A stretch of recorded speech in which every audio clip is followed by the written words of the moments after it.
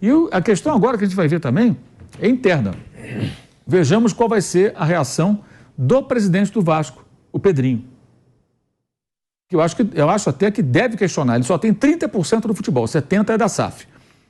Mas ele tem peso, tem tamanho, como ex-jogador do Vasco, é um cara que fez questão de ocupar o cargo. O Pedrinho tem tamanho para questionar esses caras da SAF. Ele não pode decidir, não vai mandar nada, porque eles têm 70%, mas ele pode pressionar. Em que sentido? Na minha opinião, dando entrevistas, falando, questionando, pedindo reunião, fala, cara, eu sou presidente do clube, não é assim, tem que dar satisfação. Tem que dar satisfação à torcida do Vasco. O que vocês estão fazendo aqui? Qual é que é o número deles mesmo, do investimento? Quanto? 120 milhões e 200 mil reais. 120 milhões vocês investiram, mas tá uma porcaria isso aqui. Vamos tentar melhorar as coisas. Não é cobrar para sair no pau, é cobrar no sentido de ficar. Deixa eu ajudar, vamos fazer alguma coisa, que está colocando dinheiro no ralo. E eu acho que é um momento muito oportuno, porque, gente, o Vasco, eu acho que o Vasco é um clube até subestimado pela mídia. O potencial de audiência do Vasco, tudo, não é explorado. A gente viu esses 2 jogos, 120 mil torcedores compraram ingresso para ver o Vasco jogar.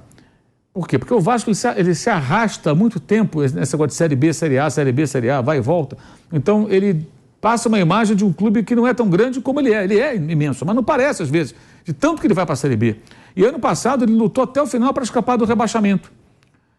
Hoje, eu duvido que qualquer pessoa em sã consciência, né, a não ser se seu amigo aí que apostou aí na vitória do Vasco, o amigo dele apostou que o Vasco ia fazer um gol no primeiro tempo. Meu Deus. Apostou, estava vendo o jogo com um amigo, ele provou a apostar 35 minutos no primeiro tempo. Vascaíno?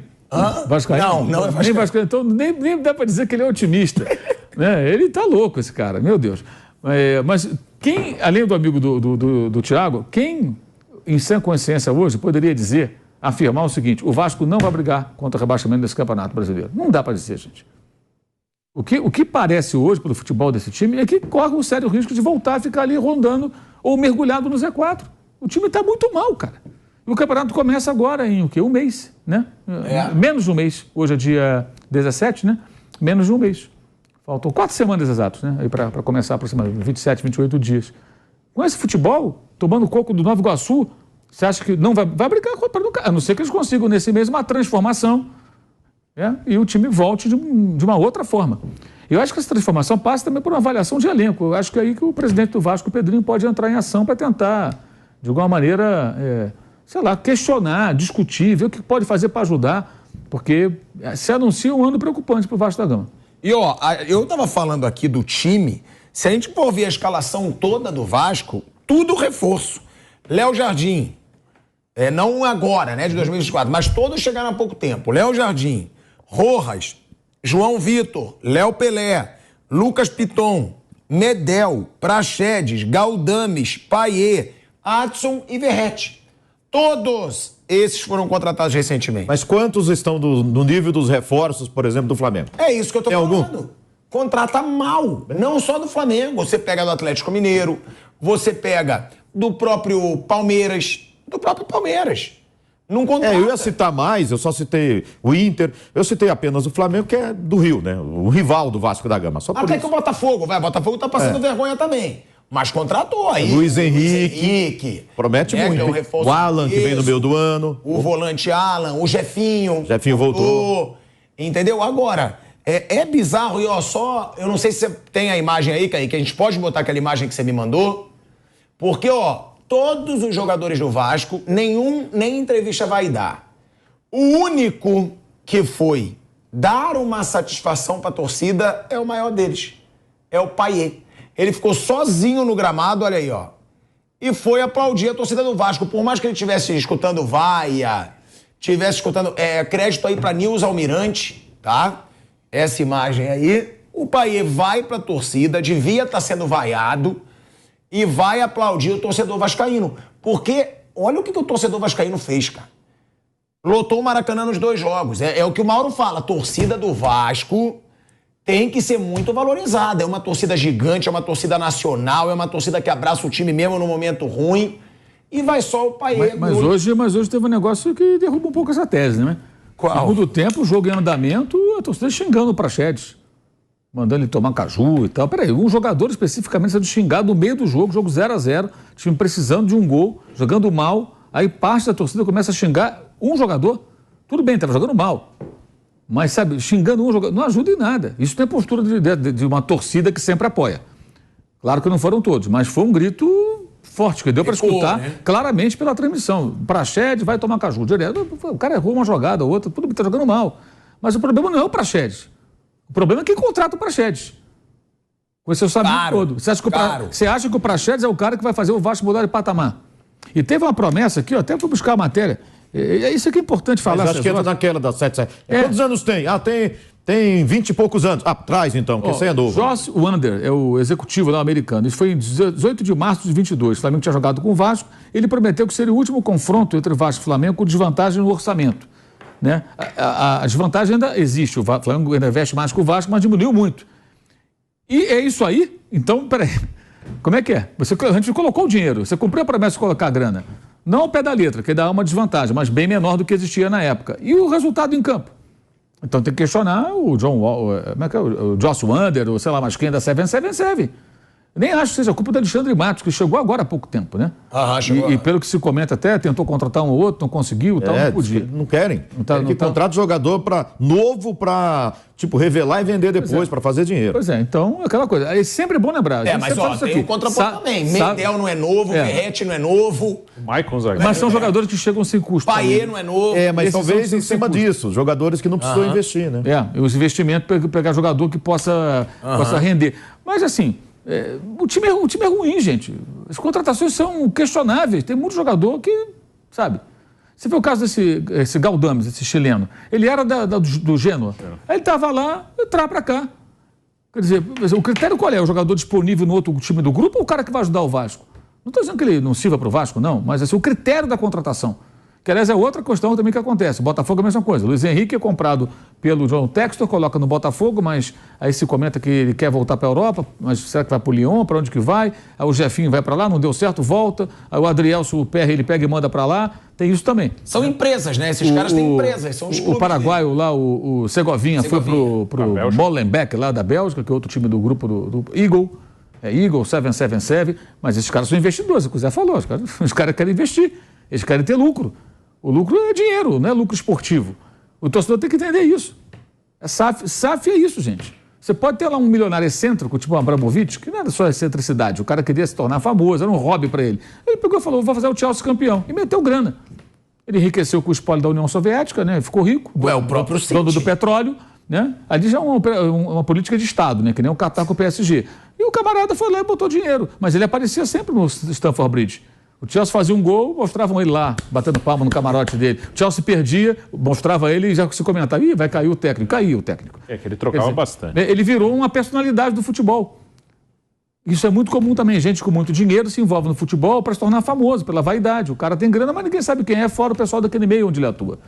Então, assim, a SAF é isso. Se você tiver a sorte, entre aspas, de encontrar um cara que investe não querendo lucrar, mas querendo, sei lá, aparecer, vaidade. Pode ser. Agora, se é um negócio para gerar lucro, os objetivos esportivos ficam atrás desse tipo de observação. Esse jogador, vamos trazer que ele está a um preço bom e vai valer mais. Mas o time é ruim, ele não se valoriza também. Não adianta nada. Me parecem perdidos esses caras do Vasco, dessa SAF do Vasco. Perdidos. Está na hora também do torcedor entender, porque essa é a realidade que a gente está vendo, que quando se anuncia o Vasco vai virar SAF, quer dizer que então no próximo campeonato, estamos em novembro, a partir de janeiro no Campeonato Carioca, o Vasco da Gama vai montar um timaço. Vai ser campeão carioca, campeão brasileiro, campeão da Copa do Brasil, ou pelo menos brigar pelos títulos, Libertadores, essa coisa toda. É isso que passa para o torcedor. Eu acho que tem que ser mais claro, né? O dirigente tem que chegar e falar, negociamos a SAF, mas o projeto esportivo é a longo prazo. Nós vamos ajeitar a casa, arrumar a casa, trazer dinheiro novo e daqui 3, 4, 5 anos é que vamos começar a disputar título. Se não fizer isso, vai acontecer que o torcedor fica chateado porque não é o futebol que ele quer, não vem os resultados que ele aguarda, que ele espera e continua isso. Principalmente se você também não vê gente competente chegando. Acontece isso muito também. Chega uma SAF, mas não, vai montar ali o pessoal que vai contratar, que vai dirigir o time, fica trocando toda hora, não contrata gente competente. O mercado brasileiro também é carente nesse aspecto, né? Os clubes começam a procurar e não tem tanta gente no mercado, é sempre os mesmos nomes que aparecem. Então tem que ficar muito claro isso, para não iludir o torcedor. E outra coisa que o Mário Celso Petralha comenta muitas vezes quando se fala do Atlético. Falou assim, tem time virando SAF por preço de um jogador. E o Atlético, ele disse que o Atlético não vai fazer isso. Quer dizer, com o preço de um jogador, você não vai montar um time inteiro, né? Foi o Vasco, Botafogo e o Cruzeiro, né? Que estavam quebrados e realmente, se você olhar, foi barato. Ele tem razão. O próprio Atlético, ele está no caminho de virar SAF. O Petralha pretende vender e ele diz que vai ser talvez a maior venda no Brasil nesse formato. Mas é muito disso, da necessidade, né? O Vasco, o Cruzeiro e o Botafogo entraram na SAF para não sumirem ou para não deixarem de ser relevantes totalmente. Estavam aí, Série A, B, o Cruzeiro 3 anos na B. Mas até agora, assim, em relação ao projeto esportivo, o Textor está investindo um pouco mais no Botafogo, o Cruzeiro, o Ronaldo bem pé no chão, e o Ronaldo nunca fez um discurso assim muito populista, sempre falando, não, vamos, tranquilo. Essa semana eu vi uma entrevista do Paulo André, que é diretor do Cruzeiro, ex-zagueiro, também falando, primeiro ano era não cair, agora esse segundo ano a gente quer ficar no meio da tabela. Dá para chegar na Libertadores? Falou, não, Libertadores é muito cedo, nós não vamos brigar por Libertadores, não. Então, cada SAF tem um formato, né?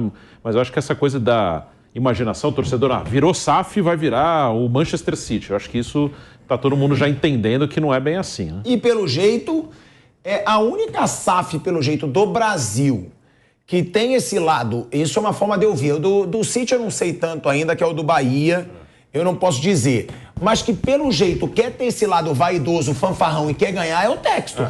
Porque eu não vejo o Cruzeiro com esse lado. Ali eu vejo o Ronaldo querendo ganhar dinheiro como investidor. Sim. No Vasco, querendo ganhar dinheiro como investidor. Aí a gente tem Bahia e o Botafogo. Né? Tem o Curitiba, que eu também acho cedo para falar, mas que também... E agora vai disputar a Série B, né? Porque é normal, mesmo sem SAF, teria chance de voltar para a Série A. Mas então parece, vocês também acham que o único que quer vir para ser campeão como um brinquedinho, claro que é investimento também, mas que quer ser campeão é o Textor? Acho que é por aí. Eu acho. Que o Bahia, a gente pode levar como referência o Grupo City nos outros países, fora o principal, o Manchester City, que virou uma potência aí mundial. Nos outros países, até times melhoraram do que eram antes, né?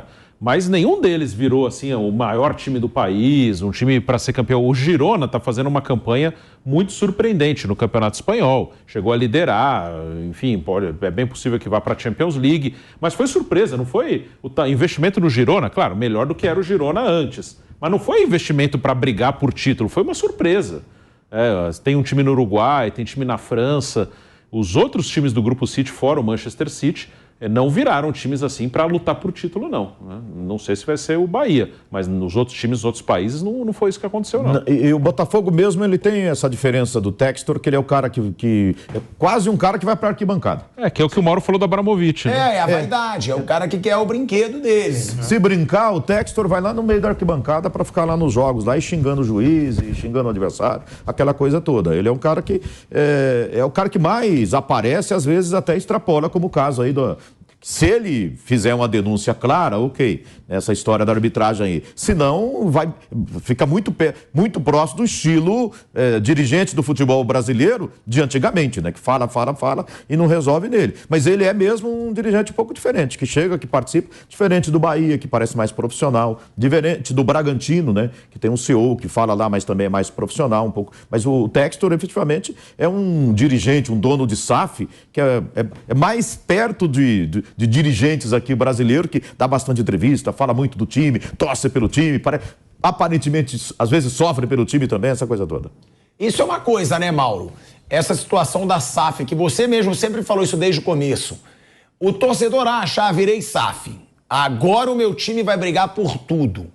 Só que muitas vezes o cara tá vendo ali como um investimento dele, que ele quer dinheiro. Antes de título, não é o caso do Abramovich, não é o caso do Textor, na minha opinião.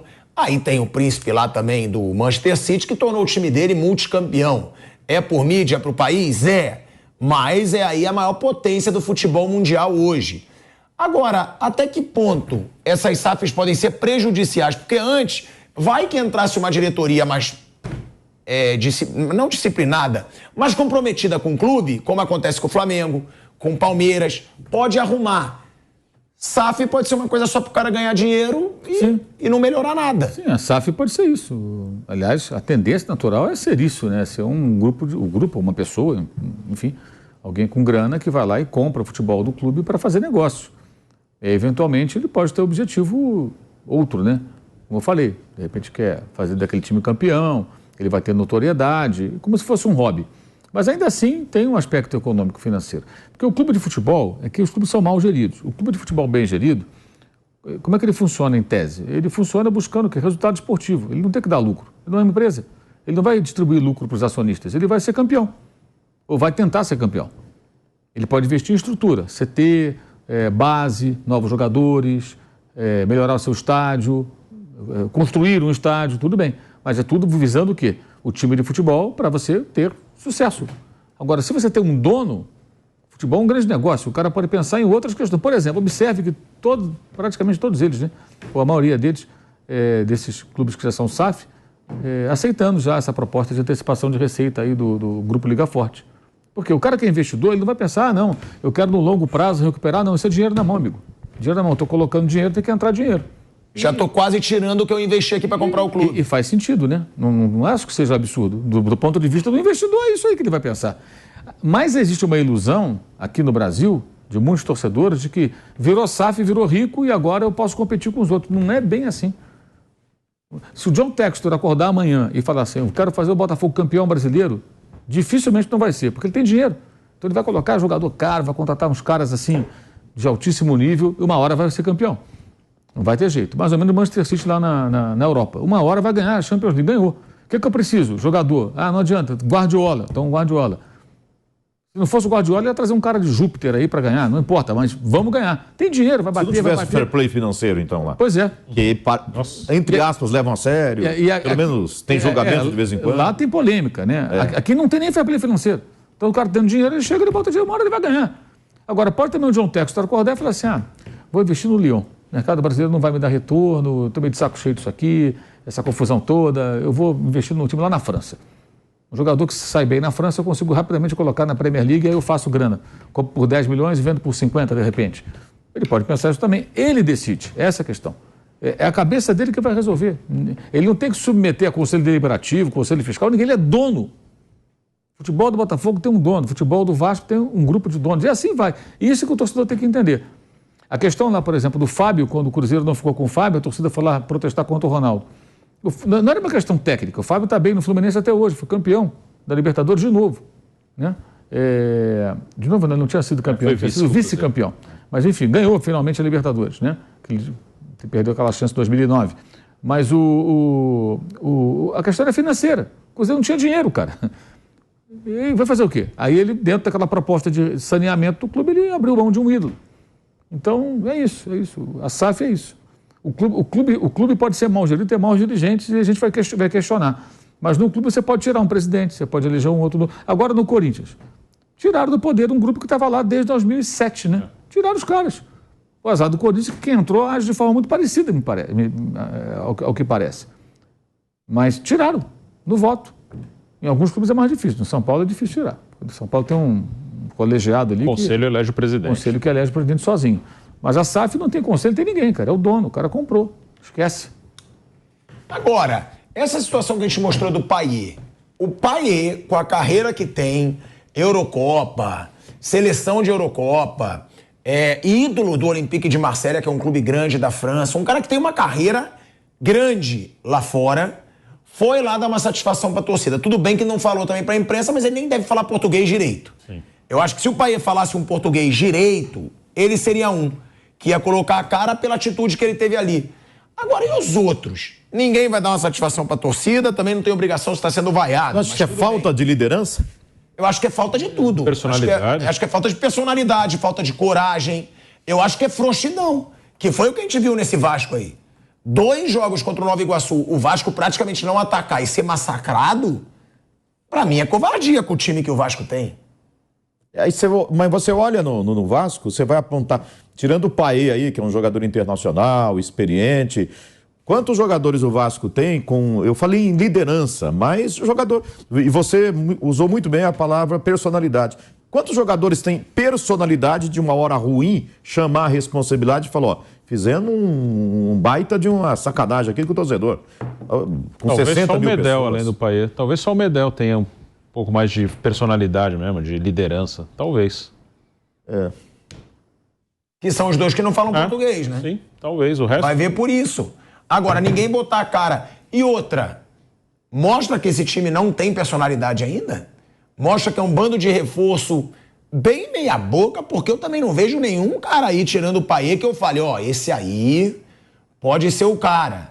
O Verratti é um cara que até faz gol, mas não tem uma contratação daquela que você... Ano passado, se você me perguntasse o que o Botafogo vai fazer no Campeonato Brasileiro, eu não sei, talvez algum programa a gente tenha comentado. Eu teria colocado fácil o Botafogo ali embaixo, entre meio de tabela e briga contra o rebaixamento. Ele foi péssimo no Campeonato Estadual. De repente, quase foi campeão brasileiro, né? Perdeu fôlego na reta final ali, no segundo turno, e deu aquele vexame lá. Agora, olhando para o Vasco hoje, perguntar o que o Vasco vai fazer no Campeonato Brasileiro. Esse Vasco que eu vejo, com esses jogadores e com o que ele não está apresentando de futebol, é briga para não cair, quem sabe Sul-Americana no máximo, né? Se organizar direitinho dentro de campo.